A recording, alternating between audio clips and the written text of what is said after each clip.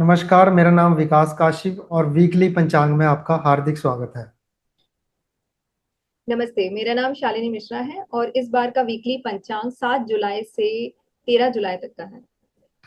7 जुलाई सोमवार को द्वादशी तिथि है। 8 जुलाई मंगलवार को त्रयोदशी तिथि है। 9 जुलाई बुधवार को चतुर्दशी तिथि है। 10 जुलाई गुरुवार को पूर्णिमा तिथि है। 11 जुलाई शुक्रवार को प्रतिपदा है। और इसी के साथ सावन महीना शुरू हो रहा है कृष्ण पक्ष के साथ। 12 जुलाई शनिवार को द्वितीय तिथि है और 13 जुलाई रविवार को तृतीय तिथि है। आज हम चर्चा करेंगे राहु काल के ऊपर। जी, तो भारतीय पंचांग और मुहूर्त के हिसाब से राहु काल एक ऐसा समय माना गया है जिसमें कोई भी शुभ कार्य की शुरुआत नहीं करनी चाहिए, शुभ कार्य करना वर्जित होता है। विशेष रूप से अगर हम देखें तो इसको अशुभ और विघ्न डालने वाला यानी कि विघ्नदायक माना जाता है। राहु काल का सीधा संबंध 9 ग्रहों में से एक राहु ग्रह से होता है, जो कि छाया ग्रह है और काल पुरुष की कुंडली में से छली, भ्रम पैदा करने वाला, मायावी या एक तरह से शैडो प्लैनेट जिसको हम बोलते हैं वो कहा गया है। राहु काल होता क्या है वास्तव में? ये हर दिन 1.5 घंटे के लिए आता है। एक तरह से जब सूर्य उगता है और जब अस्त होता है, यानी कि सूर्योदय से सूर्यास्त के बीच में जो इसका समय है वो 90 मिनट यानी कि 1.5 घंटे का होता है। और हर दिन ये अलग अलग समय पे आता है, दिन के अनुसार इसको विभाजित किया गया है। तो इसमें क्या क्या हमें नहीं करना चाहिए? हमें कोई भी नए काम शुरू नहीं करने चाहिए। विवाह, सगाई, ये काम भी नहीं करने चाहिए। घर, वाहन, संपत्ति अगर कुछ खरीद रहे हैं तो इस समय आप कोई भी डील ना करें। कोई भी शुभ या धार्मिक अनुष्ठान नहीं करने चाहिए। और आप क्या क्या कर सकते हैं? तो इसमें आप साधना करें, ध्यान मंत्र करें, जाप करें। स्पेशली राहु से संबंधित जो उपाय हैं वो इस समय आपको करने चाहिए। या जो पहले से कार्य जो चले आ रहे हैं, रोज अगर आप इसी टाइम पर, ऑफिस का आपका टाइम रहता है, आप नियमित दिनचर्या जो है वो आप कर सकते हैं। लेकिन स्पेशली अगर आपको राहु ग्रह से संबंधित कोई उपाय करने हैं तो वो आप इस समय कर सकते हैं। राहु काल का एक ज्योतिषीय महत्व है जो बहुत इंपॉर्टेंट है। ये एक छाया ग्रह है, एक शैडो प्लैनेट है और जो अचानक दुर्घटना, भ्रम, धोखा या मानसिक भ्रम भी पैदा कर सकता है। तो राहु काल के दौरान कोई भी शुभ कार्य करने से कार्य में रुकावट आ सकती है या आप उसमें हो सकता है सफल ही ना हो, या उसके उल्टे परिणाम यानी कि विपरीत आपको उसके रिजल्ट्स मिल रहे हैं, अपोजिट रिजल्ट मिल रहे हैं, इस तरह की आशंका रहती है, पॉसिबिलिटीज हो सकती हैं।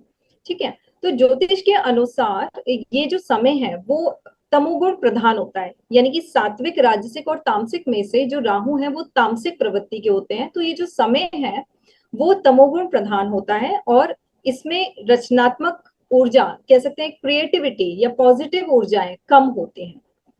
जी। तो राहु काल का समय हर रोज अलग अलग रहता है, सोमवार से लेके रविवार तक। हर हफ्ते हर दिन राहु काल का समय अलग अलग होता है। ये आपको पहले ही बताया जा चुका है कि राहु काल की जो कैलकुलेशन है वो सूर्य उदय से लेके सूर्य अस्त के बीच में जो समय रहता है उसके ही अकॉर्डिंगली रहती है। तो ये हर रोज के राहु काल को हमने इस वीडियो के डिस्क्रिप्शन में डाला हुआ है, तो आप वहां से चेक कर सकते हैं। आगे है योग। तो योग में सबसे पहले हम लेते हैं सर्वार्थ सिद्धि योग। तो इस बार 7 जुलाई सूर्योदय से लेके 7 जुलाई को रात को 1:12 तक रहेगा। दूसरा सर्वार्थ सिद्धि योग 12 जुलाई सुबह 6:36 से 13 जुलाई सुबह सूर्योदय तक रहेगा। जी, सर्वार्थ सिद्धि योग में आपके सारे कार्य सफल होते हैं। आप अगर कोई भी शुभ कार्य करना चाहते हैं अपने, जैसे कि जॉब से रिलेटेड है या आपके कोई भी पर्सनल काम है या कोई भी किसी भी तरह का कोई शुभ कार्य जो आप अपने जीवन में शुरू करना चाहते हैं, उसके लिए सबसे अच्छा समय माना गया है सर्वार्थ सिद्धि योग, यानी कि सर्व कार्य सिद्धि योग। जो भी आप कार्य करते हैं उसमें आपको सिद्धि प्राप्ति होती है। रवि योग, इस बार रवि हाँ योग जी। 9 जुलाई सुबह 3:15 से लेके 10 जुलाई को शाम को 6:02 तक रहेगा।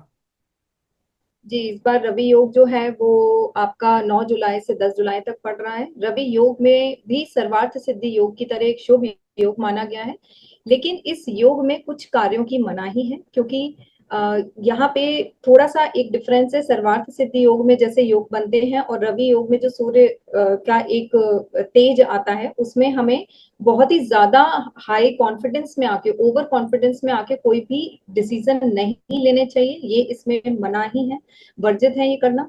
मतलब अगर आप कोई भी बहुत हाई इन्वेस्टमेंट करना चाहते हैं, स्पेशली शेयर मार्केट से रिलेटेड, या कहीं बड़ा पैसा डालना चाहते हैं, तो इस तरह की चीजें करने से बचें।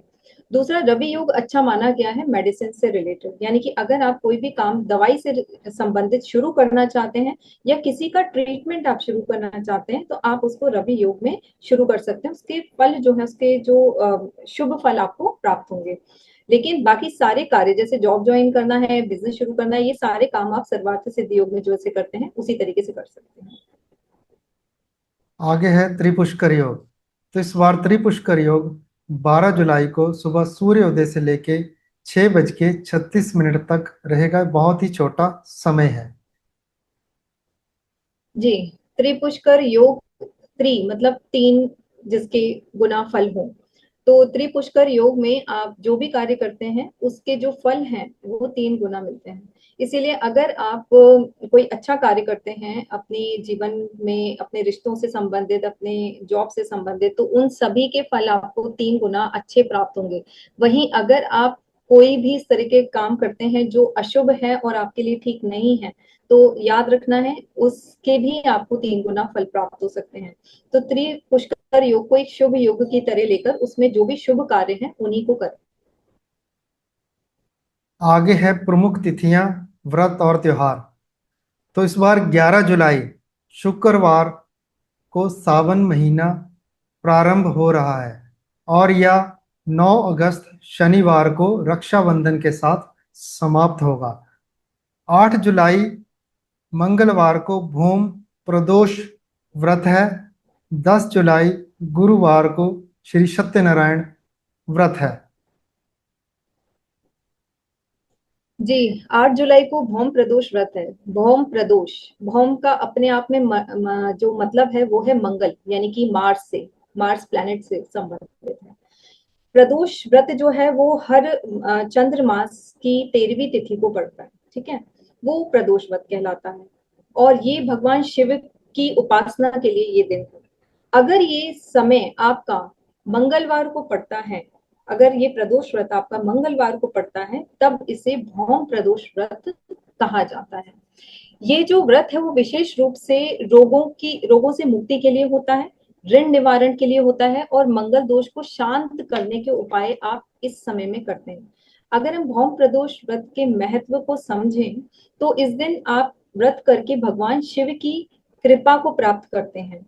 और इस दिन व्रत रखने से अगर कोई भी जीवन में आपके बाधाएं आ रही है वो सब दूर होती हैं, कर्ज या ऋण से मुक्ति मिलती है, मंगल ग्रह से संबंधित सारे दोष जो है वो शांत होते हैं, परिवार में सुख शांति और समृद्धि आती है। भौम प्रदोष व्रत के ज्योतिषीय लाभ, यानी कि आपको एस्ट्रोलॉजिकल जो बेनिफिट्स हैं वो बता दें, कि जिनकी कुंडली में मंगल दोष या ऋण, मंगल से संबंधित ऋण या ऋण योग बना हुआ है, जिसे हम डेप्ट कहते हैं, पिछले आपके जीवन का, आपकी पास्ट लाइफ का जो एक डेप्ट है, उस लोगों को ये व्रत जरूर करना चाहिए।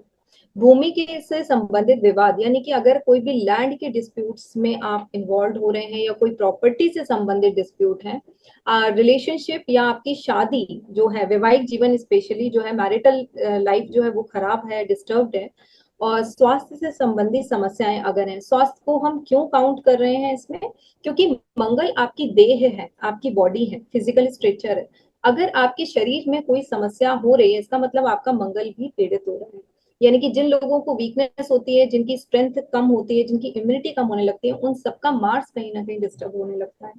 तो अगर स्वास्थ्य से संबंधी समस्याएं हैं, उन लोगों को भी ये व्रत करने से के काफी लाभ प्राप्त होते हैं। और ग्रहों की शांति के लिए भी ये व्रत बहुत ज्यादा प्रभावशाली माना गया है। सत्यनारायण व्रत, अब इसका तो सीधा संबंध भगवान विष्णु से है। उनके जो रूप, ये जो श्री सत्यनारायण का जो रूप है, उनको समर्पित है ये व्रत। ये जो व्रत है वो जीवन में सुख, शांति, समृद्धि या कोई भी मनोकामना की पूर्ति के लिए, पूर्ण करने के लिए किया जाता है। और जो भी श्रद्धालु हैं ये व्रत विशेष रूप से पूर्णिमा पर ही करते हैं और इस दिन ही करा जाता है। या फिर कोई भी, अगर आप शुभ या मांगलिक कार्य कर रहे हैं, जैसे गृह प्रवेश कर रहे हैं, संतान की प्राप्ति, या नया कोई व्यवसाय शुरू कर रहे हैं, तो कोई भी शुभ कार्य करने से पहले आप सत्यनारायण व्रत को कर सकते हैं। ये जो व्रत है वो भगवान विष्णु को पूर्ण रूप से समर्पित है, उनको प्रसन्न करने का सबसे श्रेष्ठ उपाय माना गया है, ऐसा हमारे शास्त्रों में लिखा हुआ है। सत्य के मार्ग पर चलने की प्रेरणा देता है, क्योंकि ये व्रत का नाम ही सत्यनारायण व्रत है, तो ये हमें सत्य के मार्ग पर चलने की प्रेरणा देता है। व्रत करने से सभी प्रकार की जो बाधाएं हैं वो दूर होती हैं और सुख संपत्ति तो प्राप्त होती ही है। साथ में पारिवारिक जो सुख है, समृद्धि है, मानसिक शांति है, संतान से संबंधित सुख है, ये सब चीजें प्राप्त होती हैं। अगर कोई आर्थिक तंगी से गुजर रहा हो, उनको स्पेशली एडवाइस किया जाता है कि आप सत्यनारायण भगवान की, यानी कि विष्णु जी की पूजा करें, उनके पूर्णिमा के दिन व्रत करें। किसी को संतान से संबंधित समस्या है वो भी यही करते हैं। क्यों? क्योंकि बृहस्पति, सत्यनारायण भगवान विष्णु भगवान बृहस्पति ग्रह यानी कि गुरु जो है, जुपिटर प्लैनेट जो है, उसको रिप्रेजेंट करते हैं। और हमारी कुंडली के अंदर जुपिटर ही वृद्धि का कारक होता है। अगर परिवार में वृद्धि हो रही है तो वो बृहस्पति के अच्छा होने से ही हो रही है। तो इसीलिए संतान सुख में भी सत्यनारायण नारायण व्रत को किया जाता है। पारिवारिक कोई भी कलह हो रही है, घर में अनबन हो रही है, या किसी भी तरह से आपको आध्यात्मिक प्रगति चाहिए, क्योंकि बृहस्पति जो है वो ज्ञान के कारक हैं, आध्यात्म के कारक हैं, विजडम देते हैं। तो अगर आपको किसी भी तरह का आध्यात्मिक ज्ञान की तरफ आगे बढ़ना है तो भी सत्यनारायण व्रत आपको करना चाहिए। जी। तो इस बार 10 जुलाई को ही गुरु पूर्णिमा है। तो इस दिन जो लोग पूर्णिमा का व्रत करते हैं वो इस दिन व्रत कर सकते हैं। गुरु पूर्णिमा तो भारतीय संस्कृति के लिए बहुत ही ज्यादा, मतलब कह सकते हैं बहुत अच्छा पर्व माना गया है। और ये आषाढ़ मास की ही पूर्णिमा तिथि को आता है। बहुत महत्व है गुरु के इस दिन का, क्योंकि ये दिन जो है वो गुरुओं के प्रति आभार व्यक्त करना, उनके प्रति श्रद्धा रखना, सम्मान व्यक्त करने के लिए ही समर्पित होता है। ये केवल एक गुरु ही है जो आपको अज्ञानता के अंधकार से निकाल कर ज्ञान की ओर आपको ले जाते हैं। तो उनका स्मरण और पूजन इस दिन किया जाता है। और ऐतिहासिक या आध्यात्मिक महत्व अगर हम इस दिन का देखें, तो जो वेद व्यास जी थे, यानी कि महर्षि वेद व्यास जी, उनका भी ये जन्मदिन माना गया है, जिन्होंने वेदों का विभाजन किया, महाभारत की रचना की, और फिर बाद में अष्टादश पुराणों की भी रचना की। इसीलिए इसे व्यास पूर्णिमा से भी संबोधित किया जाता है। और गुरु पूर्णिमा का आध्यात्मिक पक्ष बहुत ज्यादा है। ये गुरु केवल विद्यालयों के शिक्षक ही नहीं होते, मतलब सिर्फ हमारे टीचर्स ही नहीं होते, बल्कि जीवन में धर्म, आत्मा, ब्रह्म, मोक्ष का जो बोध कराए वही सच्चे गुरु होते हैं। चाहे वो हमारे माता पिता हो, या कोई आध्यात्मिक गुरु हो, या स्वयं हमारे भीतर की चेतना हो, गुरु सिर्फ वही है जो आपको जो सच्चे मार्ग पर चलना सिखाए।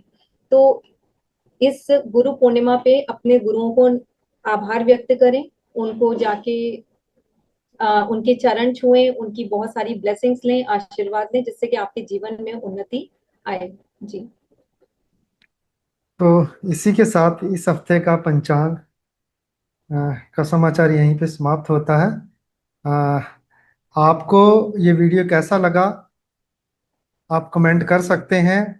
और आपको पंचांग में और क्या जानकारी चाहिए वो भी आप हमें मैसेज कर सकते हैं। क्योंकि अभी कुछ दर्शकों ने हमसे पूछा था कि आप राहु काल के बारे में हमारे को जानकारी दो। तो इस वीडियो में हम राहु काल के ऊपर आपको जानकारी दी है। और आने वाली हर वीडियो में आपको राहु काल के बारे में डिस्क्रिप्शन में पूरी डिटेल रहेगी कि कौन से दिन में कौन से टाइम पे राहु काल होगा।